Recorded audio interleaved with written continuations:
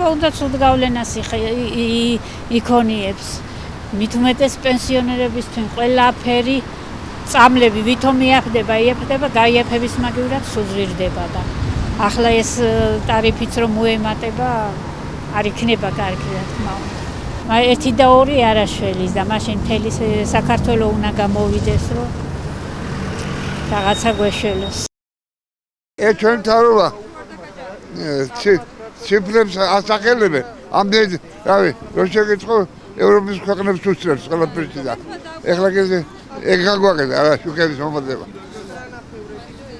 რას გავდა არასწორი არის რა. კი, იყო ტელევიზორში რომ 5 თეთრი ყოველთვის მოემატა. მაგრამ მე არ შემიძლიან არაფერი. თავრობის წინ მოუმატებენ და გადავიხდი რა ვქნა ახლა 5 თეთრი გულთვინ ვიწყუბო.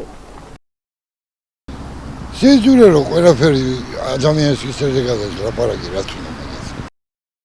დღის წინ დაგვიანონსეს რომ დენის ტარიფი იზრდება თითქმის 35%-ით, ხო 33%-იანი ზრდა არის. ეს მაშინ, როდესაც სურსათის ფასების საკონტროლოდ სუსი შეიყვანეს, ხო ელემენტარულად, მაგრამ თუ სუს სადმე რამე აქვს გამოსაკვლევი, ჯერ ამ დონეზე როგორ შეიძლება ეს ინსტიტუტი დასცე და დაამცირო, მაგრამ თუ რამე აქვს გამოსაკვლევი, აგერ იკვლიოს რატომ იზრდება 33%-ით ელექტროენერგიის საფასური, როდესაც აი ამ ზრდას აუცილებლად მოყვება მაღაზიებში პურის და სხვა აუცილებელი სურსათის გაძვირებაც, არ ვიცი უკვე როგორ გაგრძელდება ამ ქვეყანაში ცხოვრება, როგორ გაუმკლავდებიან ადამიანები ამ გამოწვევებს. ერთადერთი ყველაზე მტკივნეული ის არის, რომ ბევრი მიმართავს კიდევ სამწუხაროდ იმ გზას, რომ ცალმხრივი ბილეთით წავიდეს საქართველოდან.